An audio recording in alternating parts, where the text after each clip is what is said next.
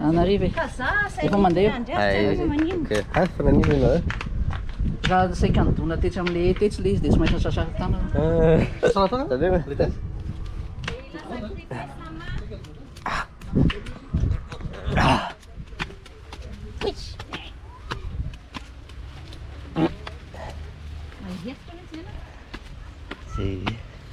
Ka miakatra ny lalana ty.